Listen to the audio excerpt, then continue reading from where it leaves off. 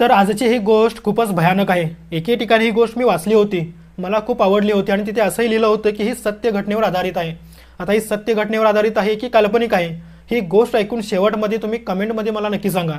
जर तुम्हाला भूत प्रेत याबद्दल भीती वाटते किंवा अशा गोष्टी ऐकायला पाहायला भीती वाटते तर हा व्हिडिओ तुम्ही आता स्किप करून जाऊ शकता, कारण गोष्टच तेवढी भयानक आहे। जसं जसं आपण पुढे जाऊ तसं तसं गोष्टीत तुम्ही हरवून जाल, पुढे सस्पेन्स क्रिएट होणार हे नक्कीच। पुढे जाऊन काय होणार याची उत्कंठा आहे तुम्हाला नक्कीच लागेल। तर चला गोष्टीला सुरुवात करूयात। तर ही गोष्ट आहे एका हॉस्पिटलची, एक हॉस्पिटल जे ट्रॉमा सेंटर आहे। जेव्हा ट्रॉमा सेंटरबद्दल बोललं जातं तेव्हा साहजिकच आहे की लोकांचे मेलेले मृतदेह किंवा कापलेले मृतदेह किंवा काही असं जे खूप भीतीदायक असतं। खरं तर ही गोष्ट शहापूरची आहे। तिथे एक गरीब कुटुंब राहतं, गरीब कुटुंब असं म्हणा की मिडल क्लास फॅमिली प्रकारचं। तर ज्याला खूप काही आयुष्यामध्ये करायचं आहे, तर त्या कुटुंबामध्ये एक प्रीती नावाची मुलगी जन्माला येते। खूपच सुंदर मुलगी आहे, लहानपणापासूनच लाडात वाढलेली आहे। जरी त्यांच्या घरात जास्त पैसे नसले तरी प्रीती जे म्हणायचे ते तिला त्याचे आई वडील आणून द्यायचे। तर या गोष्टीमुळे तिचे नातेवाईक खूप त्रस्त झाले होते की हिला खूप डोक्यावर चढवलं गेलंय किंवा ही वेळ येईल तेव्हा ही नक्कीच आपले गुण दाखवेल वगैरे, ही सगळ्या गोष्टी ते नातेवाईक म्हणायचे आणि ही गोष्ट प्रीती सतत ऐकत राहायची। आणि तिचं सौंदर्य कुठेतरी नातेवाईकांना खटकायचंच की यांची मुलगी इतकी सुंदरही आहे। ते तिच्या कुटुंबाचा द्वेषही करायचे, अनेकदा मुलीला नजरही लागायची। याच निमित्ताने तिची आई तिची नजर काढून काढून त्रस्तही झाली होती। तर प्रीतीला आयुष्यामध्ये खूप काही करायचं होतं।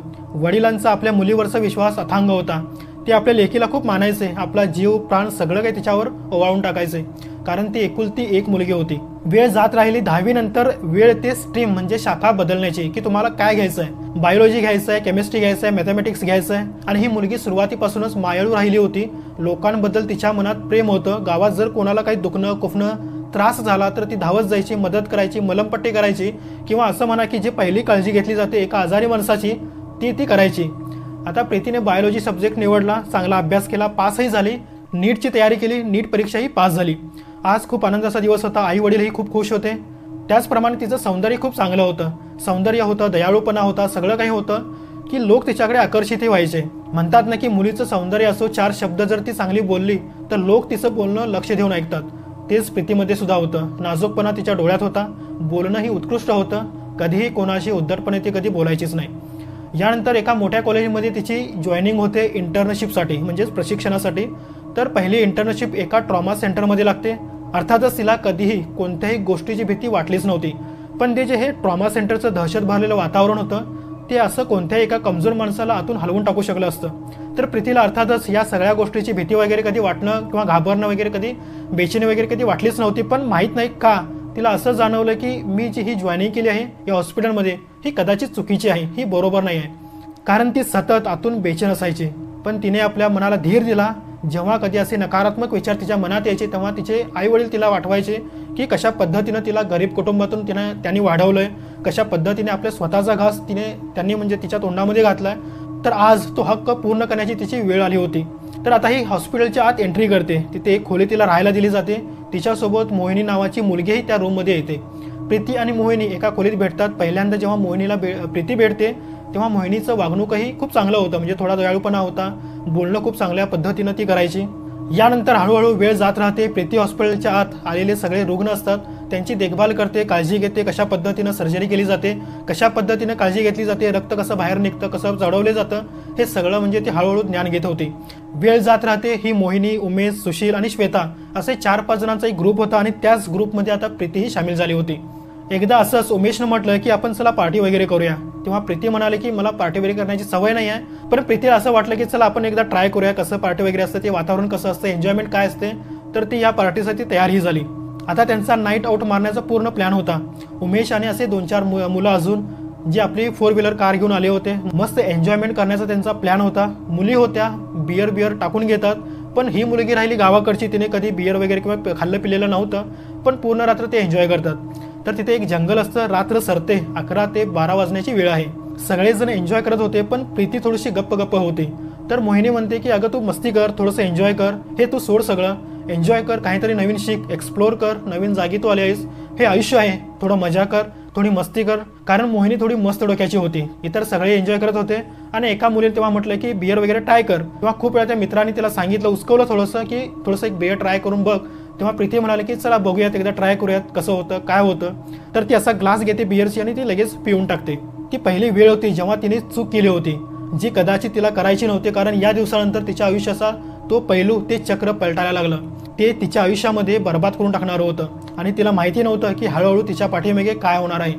त्यातून एक मुलगा म्हणतो की इथे तुम्हाला माहीत आहे का, एका जवळपास जंगलामध्ये कोणीतरी चिता म्हणजे प्रेत जाळत आहे आणि त्या चितेवरची जी लाकडं आहेत ती उलटून टाकूयात आणि त्या चितेवरच आपण पार्टी करूयात, काहीतरी एखादा पदार्थ आपण शिजवून खाऊयात. पण प्रीती ही गोष्ट जेव्हा ऐकते तेव्हा ती नकार देते, कारण त्यांना ती सांगते की असं करू नका, कारण हे सोपं नसतं, हे असामान्य आहे. चिता जशा सोप्या दिसतात तशाच त्या वेदनादायकही आहेत. अंत्यसंस्कार योग्य पद्धतीने नाही केले गेले तर याच्या आत जळणाऱ्या माणसाची आत्मा त्या माणसाला त्रास देऊ शकते, जो त्याच्यासोबत दुर्व्यवहार करण्याचा प्रयत्न करतो. पण तिचं कुणीही ऐकत नाही. शेवटी तिथे पार्टी करतात, एखादा पदार्थ तिथे बनवून शिजवून ते चितेवर तो पदार्थ बनवून ते तिथे पार्टी करतात, एन्जॉय करतात. आणि यानंतर पार्टी संपल्यानंतर ते तसे रूमवरती येतात आणि सगळेजण झोपी जातात. पण प्रीतीला मात्र झोपच येत नाही. त्या सगळ्या घटनांचा ती डोक्यात विचार करत असते, जे तिच्यासोबत झालं होतं. जशी की तिने दारू पिली होती, जो तिने पहिल्यांदा चितेवर जळलेला पदार्थ खाल्ला होता, जो तिने पहिल्यांदा नाईट आऊट करण्याचा तो प्लॅन म्हणजे ती एन्जॉयमेंट तिने केली होती.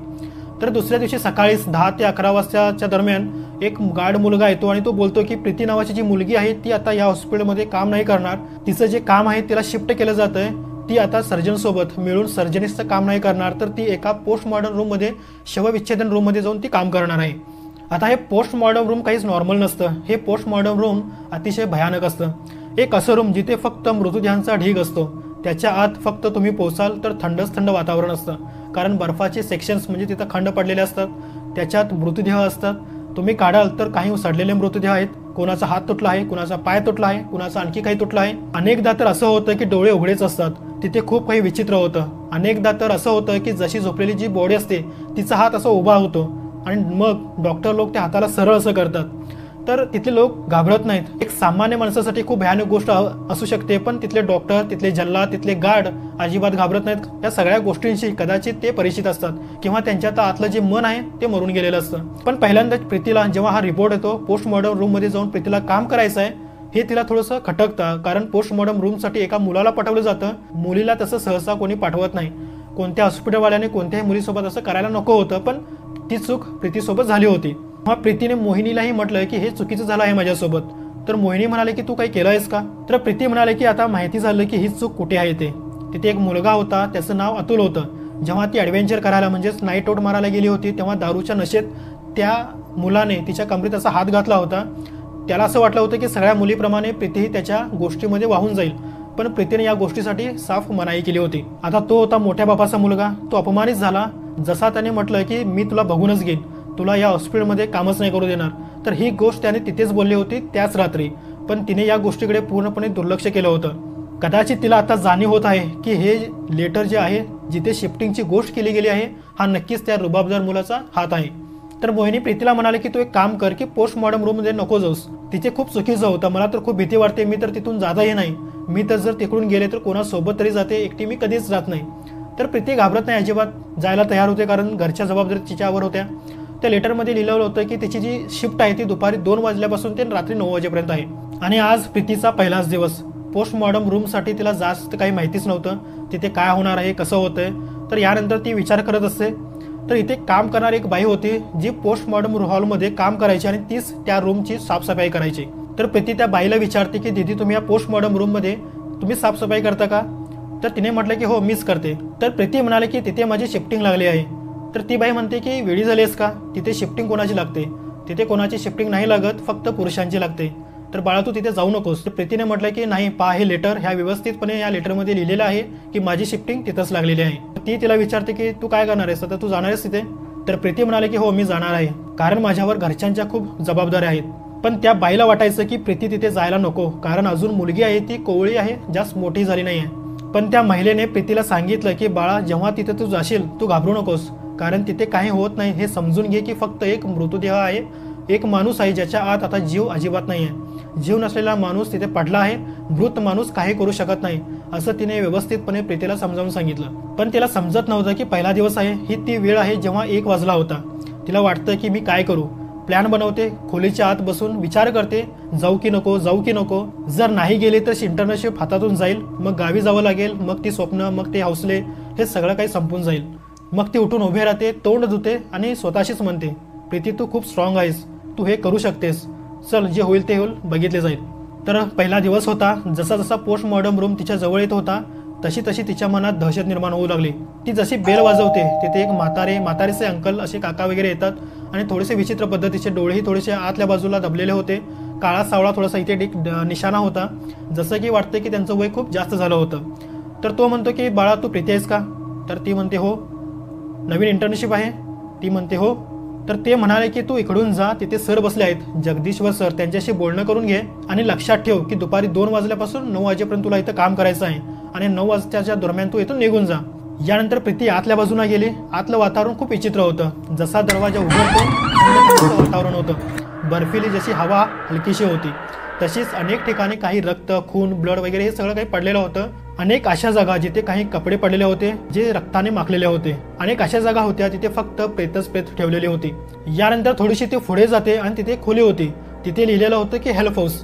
आता हेल्प हाऊस मध्ये ती जसे म्हणजे दार ती खटकावते, तिथे अजून एक माणूस असतो ज्याला ती सांगते की मला इथे यायचं आहे इंटर्नशिपसाठी.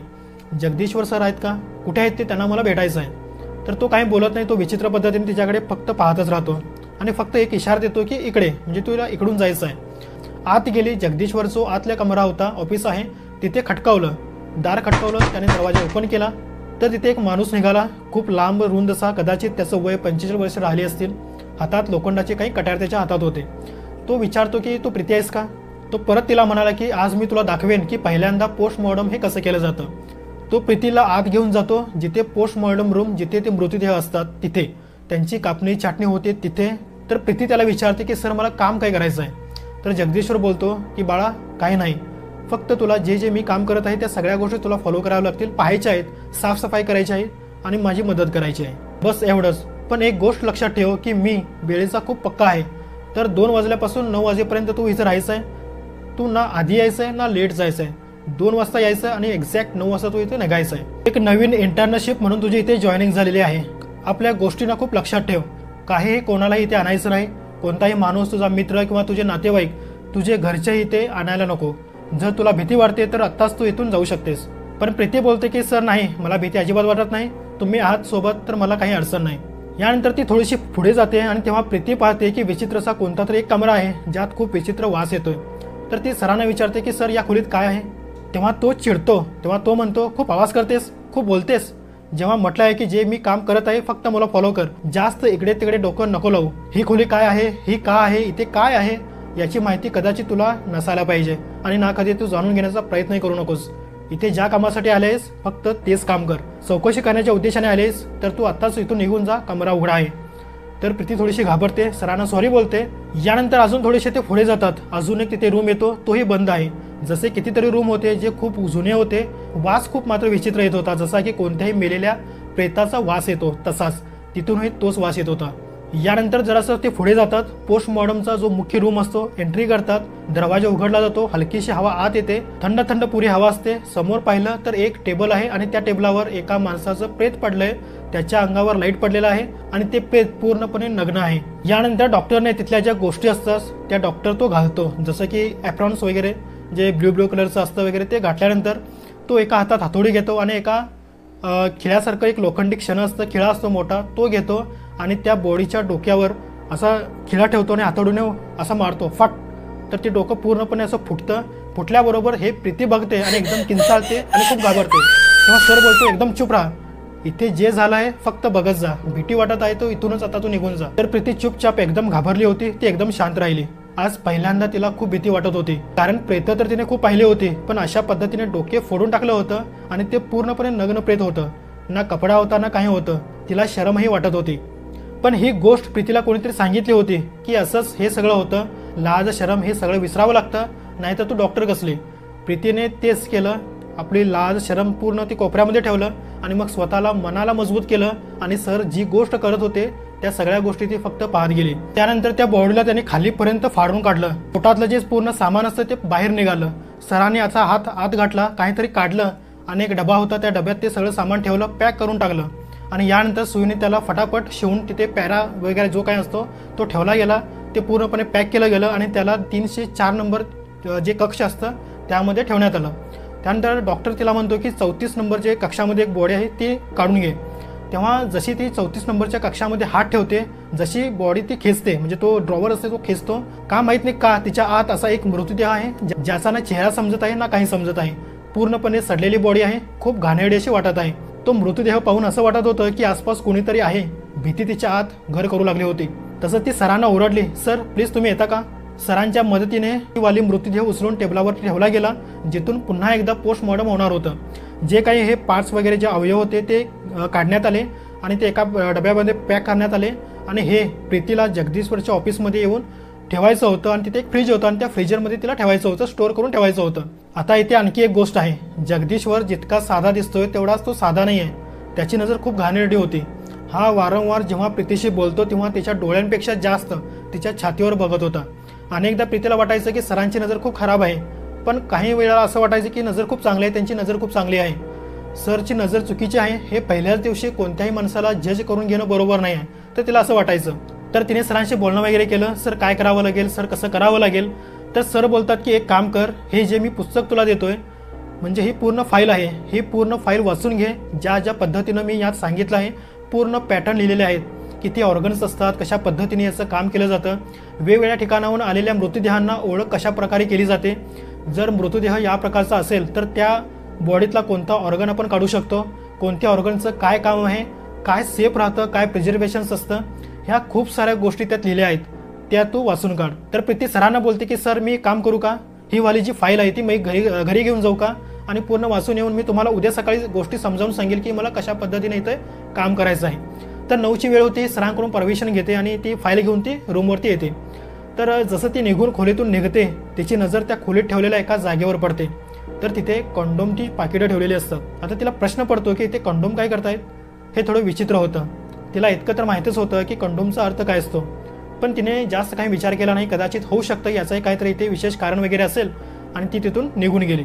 यानंतर ती चालत चालत मुख्य गेटवरती आली, जिथून पोस्टमॉर्टम रूममध्ये प्रवेश करायचा असतो तिथे. आणि जशी तिथे ती पोहोचते तर पाहते की जिथे ते म्हातारे अंकल होते सुरुवातीला जे सकाळी होते ते तिथे नव्हते आणि त्याच्या जाग्यावरती एक दुसरा कोणीतरी मुलगा उभा आहे, जो खूप विचित्र आहे. लांब लांब केस आहेत, जीन्सही फाटलेली आहे आणि तो लगेच प्रीतीचा हात एकदम असा कचकन हात पकडतो. आता प्रीती खूप घाबरली होती. ती लगेच त्याला विचारते की कोण आहेस तो, माझा हात सोड. तर तो बोलला की मी इथला नवीन गार्ड आहे, तुला कोणत्याही गोष्टीची गरज जर पडली तर तू मला सांग. त्याने खूप दारू पिली होती, त्याचा दुर्गंधही त्याच्या तोंडातून येत होता. त्याचं नाव होतं आलोक. आता त्याचा अंदाज त्या मुलीबद्दल चुकीचाच होता. तिला एक चांगला समाज कधी मिळू शकला नव्हता. प्रत्येक ठिकाणी कोणी ना कोणी गलिच्छ नजर टाकणारा तिला भेटत होता. तिने हात झटकला आणि ती तिथून घाबरून निघून बाहेर आली. आपल्या रूमवर जाताना प्रीतीने मागे वळून पाहिलं की आलोक जो होता तो तिच्या मागे मागे येत होता. ती एकदम किंचाळली, तू जातोस की मी तुझी कंप्लेंट करू. त्यानंतर ती थेट तिच्या रूममध्ये येते. तर आता रात्रीची वेळ असते, मेसला ती जाते. रात्रीचे 10 वाजले होते. जेवण करते, मग ती फाईल बघते, पण पाहते की जी फाईल घेऊन आली होती, जी तिने उचलली होती, ती घाई गडबडीत कदाचित ती फाईल ती नव्हती जिला ती आणायची होती. कदाचित ती दुसरी फाईल होती आणि ती दुसरी फाईल ती घेऊन आली होती. आता या फाईलच्या आत काही अशा गोष्टी होत्या ज्या कोणत्याही माणसाच्या आत दहशत निर्माण करू शकतील. या फाईलच्या आत एकेका पानावर हे लिहिलेलं आहे की जर एखाद्या महिलेचं प्रेत असेल तर तिच्यासोबत बलात्कार कसा केला जातो, वेगवेगळ्या प्रकारचे बलात्कार, वेगवेगळ्या प्रकारचे पॉर्न सेक्स करण्याचे पोझिशन्स, तेही प्रेतासोबत. जशी ती हे वाचत गेली अजून जास्त तिच्या आत इच्छा होत गेली की बघू अजून पुढे काय आहे ते. जर एखादी महिला मिळेल तर तिचे पाय पकडून वर उचलून तिच्यासोबत प्रणयराधना कशा पद्धतीने करतात, प्रणय क्रीडा करणे वगैरे हे सगळं त्यात लिहिलेलं होतं. संभोग करतेवेळी एकामध्ये असं लिहिलं होतं की तिच्या डोक्याला फोडून त्याचं जे रक्त आहे ते पूर्णपणे रक्त आपल्या अंगावरती घेऊन पूर्ण चोळून त्यासोबत त्यानंतर त्या प्रेतासोबत सेक्स करायचं आहे. तर बरीच क्रूरता होती त्याच्या आतमध्ये. पण ही क्रूरता जगदीश्वर सरच्या टेबलवर हे थोडंसं विचित्र होतं. कारण कोणताही माणूस जो इतका साधा आणि सामान्य आणि इतका प्रामाणिक वाटत होता त्याची मानसिकता इतकी घाणेरडी, बेहुदी आणि वाईट होती. पण ती स्वतःशीच म्हणाली की मी इतका का विचार करू, मला तर काम करायचं आहे. असेल कदाचित कोणती तरी गोष्ट तर पुढे बघितलं जाईल. पण तिला फाईल घ्यायची होती कारण तिने वचन दिलं होतं सरांना, जगदीश्वर सरांना, की मी सकाळी येऊन सगळ्या गोष्टी मी तुम्हाला सांगेल की मला इथे काय काय काम करायचं आहे ते. आणि जगदीश्वर बोलण्याचा पक्का होता आणि वेळेचाही खूप पक्का होता. जर त्याच्या म्हणण्यानुसार कोणतंही काम झालं नाही तर तो खूप रागवून जायचा. आणि ही गोष्ट फक्त एकाच दिवसात प्रीतीला माहीत झाली होती. आता रूममध्ये मोहिनी होती. ती विचारते प्रीतीला की कसा दिवस गेला तुझा, म्हणजे डे पूर्ण तुझा कसा होता, तुझी शिफ्टिंग कशी होती. तर प्रीती बोलते की यार मी काय सांगू, इतकं भयानक होतं की मी बस सांगू शकत नाही. खूप विचित्र होतं तिथलं वातावरण, तिथले लोक, तिथलं काम आपल्यापासून खूप दूर आहे. जितका मी विचार केला होता त्याच्यापेक्षाही खूप वेगळं. प्रीतीने सांगितलं की कसं डोकं फोडून टाकलं गेलं. तिने सगळं काही म्हणजे पूर्ण होतं ते डिटेल मोहिनीला सांगितलं. आता मोहिनी बोलले की अच्छा. आता हे ऐकून मोहिनीलाही खूप भीती वाटत होती, पण मोहिनी प्रीतीची खूप हितचिंतक होती, खूप मानायची प्रीतीला. त्यामुळे तिने प्रीतीला असं काही डिमोटिवेट वगैरे केलं नाही. पुढे प्रीती म्हणाली पण एक खूप मोठी गडबड झालेली आहे. आता प्रीती म्हणते की जी फाईल मला आणायची होती ती मी नाही आणली आणि चुकून मी दुसरी फाईल घेऊन आलेली आहे आणि ते लोक खूप घाणेरडे आहेत, घाणेरड्या गोष्टी करतात. हे पहा वास, यात काय घाणेरड्या गोष्टी लिहिलेल्या आहेत ते. आता मोहिनी हे सगळं वाचते आणि म्हणते की यार हा जगदीश्वर किती घाणामखोर आहे, विचित्र मानसिकता आहे या माणसाची, जपून राहा, थोडंसं स्वतःला सांभाळून ठेव असं ती प्रीतीला म्हणते. पुढे प्रीती म्हणते की मी जाऊन पटकन पोस्टमॉर्टमच्या रूममध्ये ती फाईल घेऊन येतो, पण मला या गोष्टीची भीती वाटते कारण जगदीश्वर सरांनी बोललं होतं की 9 नंतर इथे तू येऊ नकोस आणि जर आलीस तर कोणाला आणू नकोस, पहिली गोष्ट येताना दिसू नकोस आणि नाही तर माझ्यापेक्षा वाईट कोणी नसेल. पण प्रीतीला वारंवार हेही वाटत होतं की जर आज मी नाही गेले तर उद्या जगदीश्वर सरांसमोर मी कोणती माहिती सांगू आणि त्याला कळलं की मी दुसरी फाईल आणली आहे तर तो मला नोकरीवरून काढूनच टाकेल. आता ती मोहिनीला म्हणते की मी एकटी गेली तर माझ्यासाठी कदाचित धोका असू शकतो, काय तू माझ्यासोबत येशील. आता मोहिनी बोलले की एक काम करू. तर ती म्हणते काय. मला येण्यात काही अडचण नाही, पण एक काम करूयात आपण दीदीलाही सोबत घेऊयात जी पोस्टमॉर्टम रूममध्ये काम करते तिला. आता ती म्हणते की ठीक आहे घेऊन जाऊया. तर दोघी दीदीच्या खोलीजवळ येतात, दार खटकावतात, पण रात्र झाली होती त्याच्यामुळे तिला झोप लागली होती. 10, 11 किंवा 12चा टाईम होता. तर दीदीला झोप लागली होती. तर दीदी झोपली असतील असं त्यांना वाटलं आणि त्यांना उठवणं आता योग्य नाही, बरोबर नाही, त्यामुळे त्या दोघीच जाण्याचा प्लॅन करतात. तर प्रीती आणि मोहिनी आतल्या रूममध्ये रात्रीचे 11:30 ते 12 वाजता आत जातात. हळूहळू पोस्टमॉर्टमचा जो कक्ष येतो तो जवळ येतो. जसा तो जवळ येतो तेव्हा प्रीती दार खटकावते. तर पाहते तर तो आलोक नावाचा जो मुलगा होता गार्ड तो तिथे नव्हता आणि तिथे कोणीच नव्हतं. कोणीही दरवाजा उघडला नाही, पण दरवाजा आतून उघडलेला होता. हलकासा धक्का मारला. प्रीती मोहिनीला म्हणाले की तू इथेच थांब बाहेर, मी आज जाऊन पटकन 2 मिनिटात मी जाऊन येते. तर मोहिनी म्हणते की वेळ आहेस का, आता मी इथपर्यंत आले तर आत पण मी येऊ शकतेस, चल आपण दोघी पण जाऊयात. तर मोहिनी प्रीती हळूहळू दरवाजा दबक्या पावलाने त्या आतमध्ये जातात. तर तिथे मंद मंद अशा लाईटी पेटत होत्या, हलक्या हलक्याशा, पूर्ण अंधारातच, पूर्ण खोलीत फक्त अंधारच अंधार होता. ते पाहून मोहिनीने प्रीतीचा हात घट्ट असा पकडला होता आणि थोडं पुढे जाऊन पाहिलं की एक कमरा आहे जिथे कपाट होतं आणि त्या कपाटाकडे जो मुलगा होता आलोक तो तिथे दारू पीत बसला होता. डोळे एकदम नशेत होते. तो इतका घाणेरडा वास येत होता की नाक त्यांना बंद करावं लागलं. आता आपापसात बोलत त्या पुढे पुढे जाऊ लागल्या. आता ती रूम आली होती जिथून दुर्गंध येत होता. आज तर कोणी नाही आहे, ना सर आहेत ना इथे कोणी नाही आहे. तर प्रीती आणि मोहिनी या दोघीच होत्या. तर प्रीती म्हणते की सकाळपासून सरांनी मला मनाई केली होती याच्यामध्ये आत जाऊ नकोस, तर मी थोडंसं जाऊन बघते की तिथे काय आहे ते. तेव्हा मोहिनी म्हणते की पागल आहेस का, ज्याने मनाई केली आहे तर तू नको जाऊस, कशाला जातेस. पण प्रीती दार उघडूनच बघते की त्या रूममध्ये काय ठेवलेलं आहे ते. जसा ती दरवाजा उघडते तेव्हा पाहिलं की त्याच्या आतमध्ये कंकाल पडलेले आहेत. कोणाची कवटी पडलेली आहे, कोणाची हाडं पडलेली आहेत, तर कोणाचं काही पडलेलं आहे जसं की कोणाला तिथे मारले गेलंय. तसंच संभोग करण्याचं जे सामान होतं तेही त्याच्यामध्ये ठेवलं गेलेलं आहे. तो दरवाजा जसा उघडला प्रीतीच्या आत एक विचित्र दहशत निर्माण झाली.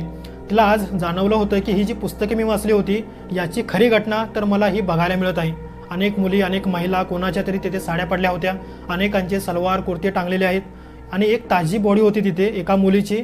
कदाचित आज त्या मुलीसोबत संभोग व्हायचा होता म्हणून कदाचित ती लटकलेली नसेल, ती खाली अशी झोपवलेली होती.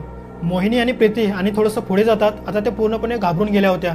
त्यांच्यात आता इतकी हिंमत नव्हती की त्या पुढे जाऊ शकतील, पण थोड्याशा त्या पुढे जातात अजून थोडं. आणि एक तो दरवाजा, ज्या दरवाजाला प्रीतीने म्हटलं होतं की सर यात काय आहे, पण त्यावर तो जगदीश्वर चिडला होता.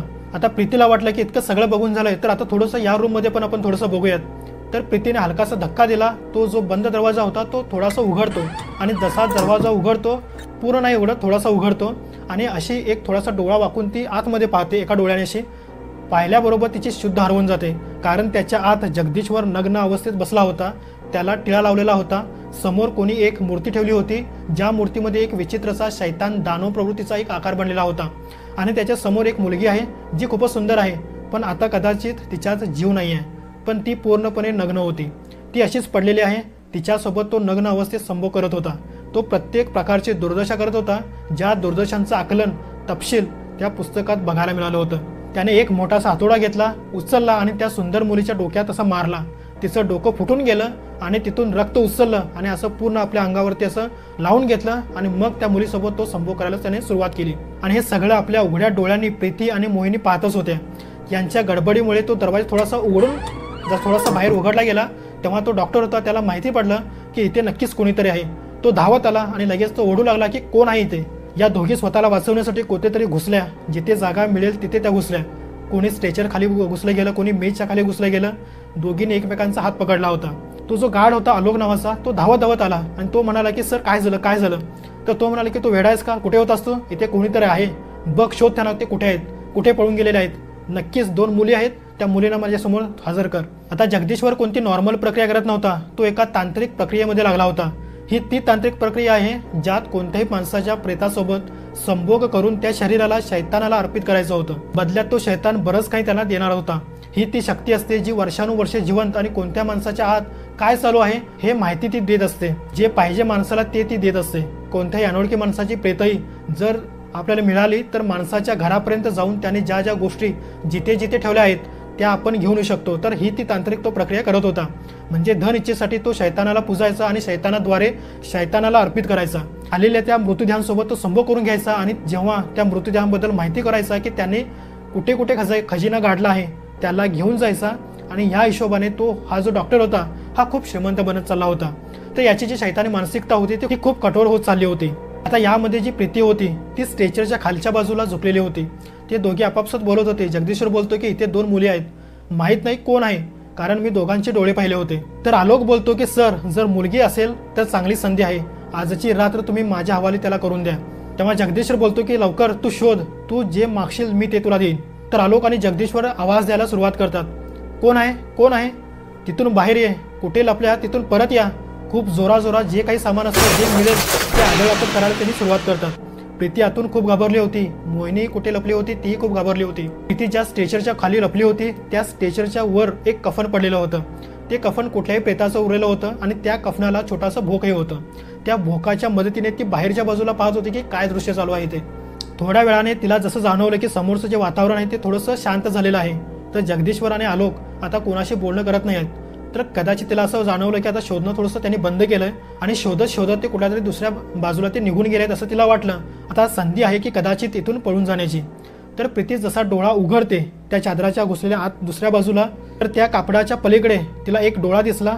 लगेच तिने कापड खाली केलं तर पलीकडे जगदीश्वर होता. तो म्हणतो की मला तर माहीतच होतं की तू इथेच लपली आहेस. मी तर बस वाट पाहत होतो की तू कधी बाहेर येशील, कारण मी कधीच कोणावर स्वतःहून हल्ला नाही करत जोपर्यंत कोणी समोर चालून येत नाही. तो प्रीतीचा हात पकडतो, खेचून तिला बाहेर काढतो.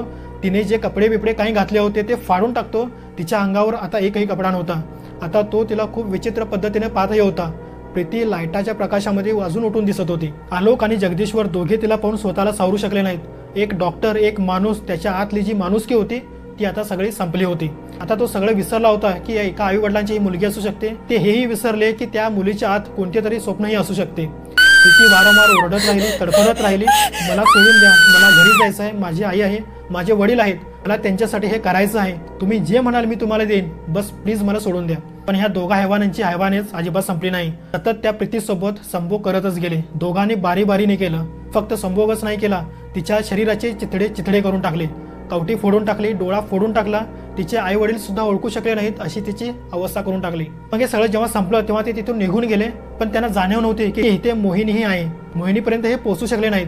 मोहिनी दबक्या पावलाने हळूहळू तिथून जाण्याचा प्रयत्न करते, रूममधून बाहेर पडते आणि थेट निघून आपल्या रूममध्ये पोहोचते.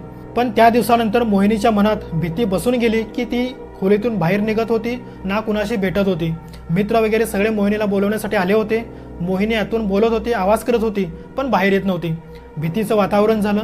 वर सिनियर पर्यंत गोष्ट गेली, मोहिनी बाहेर येत नाहीये, काहीतरी गोष्ट नक्कीच झालेली आहे. आता सिनियर ही आपल्या टीमला घेऊन येतात. दरवाजा तोडला जातो. मोहिनी आत दबकून बसली होती, त्याच अवस्थेत ज्या अवस्थेत आली होती, आणि काहीच उत्तर ती देत नव्हती. काही विचारलं तर काहीच बोलत नव्हती, काहीच विचारत नव्हती, फक्त रडतच होती. डोळ्यात अश्रू होते आणि इतक्या सगळ्या लोकांना बघून ती स्वतःला सावरत होती जसं की ती स्वतः त्या दरिंद्यापासून वाचवत आहे. आता सिनियरने त्यांच्या घरी फोन केला. आई वडील आले. आई वडिलांनी मोहिनीची अवस्था पाहून स्वतः रडायला लागले आणि मोहिनीला त्यांनी घरी घेऊन आले. मोहिनीला जेव्हा ते घरी घेऊन आले तेव्हा मोहिनी उत्तर देतच नव्हती. ना बोलते, ना कुठे जाते, ना फिरते, ना जेवते, एकदम गप्पशी राहते. आंघोळही नीट नाही करत. नाव धू घालण्यासाठी तिची आई किंवा तिची बहीण तिला मदत करते. एक अशी मुलगी जी जिवंत प्रेत बनून गेली होती. आता 15 दिवस होऊन गेले होते. मोहिनीची तीच अवस्था होती जी पहिला होती. यानंतर काही लोकांनी म्हटलं की कदाचित काही बाहेरची तिला हवा लागली असेल तर एक काम करा, आमच्या संपर्कात एक बाबा आहेत, त्यांना बोलावून आणा.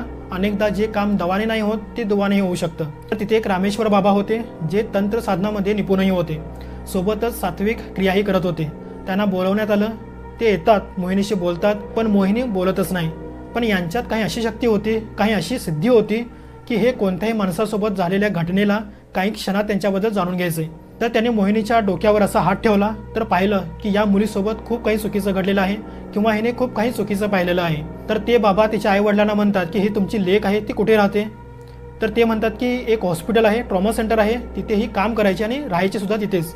तर ते बोलतात की एक काम करा, तिकडे माहिती करून घ्या की हिच्यासोबत काय घडलं आहे ते, कारण तुमच्या लेकीसोबत कोणती नॉर्मल गोष्ट झालेली नाही आहे. खूप असामान्य झालंय, काहीतरी असं जे भूत प्रेत बाधाने निपुण आहे, काहीतरी असं आहे जे खूप वाईट शक्तीने ग्रासलेलं आहे.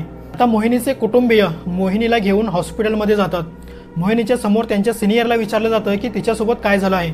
तेव्हा सिनियरने सांगितलं की मोहिनीसोबत काहीही झालेलं नाही आहे. तेव्हा मोहिनीच्या आईवडिलांनी तेव्हा त्यांना विचारलं की हिच्यासोबत जी प्रीती नावाची एक मुलगी होती ती कुठे आहे, कारण मोहिनीच्या आईवडिलांना माहिती होतं की प्रीती मोहिनी एकाच रूममध्ये राहायच्या, कदाचित ती काहीतरी सांगेलच.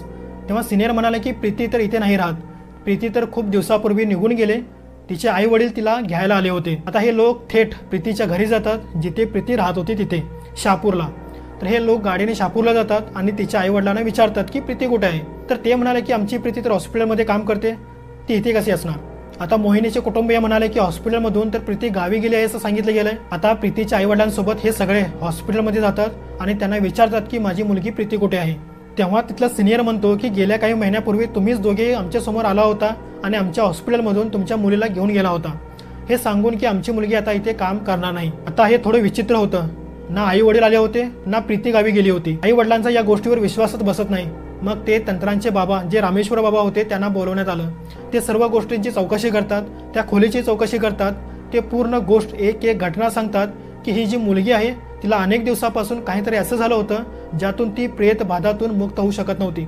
ती एका अशा ठिकाणी गेली होती जिथला काहीतरी चुकीचा पदार्थ तिने खाल्ला होता. आता तुम्हाला आठवते का की पहिल्या ट्रिपमध्ये जेव्हा ती ॲडव्हेंचरला म्हणजे नाईट ट्रिपला गेली होती तिथे तिने चित्तेवर भाजून एक पदार्थ खाल्ला होता आणि जेव्हा तिने तो पदार्थ खाल्ला होता त्याच वेळी तिथली एक आत्मा प्रीतीच्या सौंदर्याला पाहून तिच्याजवळ आली होती आणि ही तीच आत्मा होती जिने मुर्दा घराचा एक सापळा रचला होता. ही तीच आत्मा होती जी शवाघरात प्रीतीच्या पोस्टिंगसाठी एक लेटर पॅड घेऊन आली होती प्रीती आणि मोहिनीच्या समोर. तर हीच ती आत्मा होती जिने शवाघराच्या आत प्रीतीसोबत संभोग केला होता. आणि जेव्हा बाबांनी हे सांगितले गेले की शवाघरात म्हणजेच पोस्टमॉर्टम रूममध्ये असं काहीतरी घडलं आहे, तेव्हा सिनियर लोकांनी सांगितलं की हे मुर्दाघर आहे, हे पोस्टमॉर्टम रूम खूप दिवसापासून बंद आहे, याला उघडलेलेच नव्हते कारण इथे काही काम चालूच नव्हते. तर अधिकृत माहितीनुसार या पोस्टमॉर्टम रूमलाही बंद करण्यात आली आहे. सध्याची पोस्टमॉर्टम रूम थोड्या अंतरावर आहे, ती कार्यरत आहे, पण ही रूम बंद करण्यात आली आहे. अनेक अधिकाऱ्यांपुढे मोठी कारवाई करण्यात आली. मोठ्या कारवाई अंतर्गत ही परवानगी मिळते की हॉस्पिटलमधील लोकांनी त्या शवागारात जाऊन पाहावे की शेवटी तिथे काय घडलं होतं. तेव्हा परवानगी मिळते, चावी घेतली जाते आणि चावीने दार उघडले जाते. तेव्हा असे वाटते की वर्षानुवर्षे हे शवाघर बंदच होते आणि जसे मोहिनी आत येते ती घाबरू लागते. तिला सगळं आठवू लागतं की हेच ते शवाघर आहे ज्यात ती 10 ते 15 दिवसापूर्वी आली होती. आता मोहिनी ओरडू लागली, हेच इथेच इथेच. आता खूप दिवसानंतर मोहिनी बोलली होती. मोहिनी तडफडत होती, लोकांनी तिला पकडून ठेवलं होतं, नक्की काहीतरी इथेच झालेलं आहे. आता आतला दरवाजा उघडला गेलाय, मोहिनी घाबरतच आहे, त्या भीतीचा अनुभव घेते. बाबा आणि सगळे लोक तिथे गेले आणि पाहिले की थोड्या अंतरावर प्रीतीची डेड बॉडी पडलेली आहे, कापलेली, फाटलेली, जणू पूर्णपणे सडून गेलेली. प्रीतीचे आई वडील ते पाहून पूर्णपणे कोसळतात आणि ढाय ढाय रडू लागतात. यानंतर हे जे हॉस्पिटलवाले होते त्यांनी आपली प्रतिष्ठा वाचवण्यासाठी त्या घटनेला तिथेच दाबून टाकण्याचा प्रयत्न केला. पैसे म्हणजे नुकसान भरपाई त्या कुटुंबियांना देण्यात आली होती, कारण गोष्ट पुढे जाऊ नये म्हणून.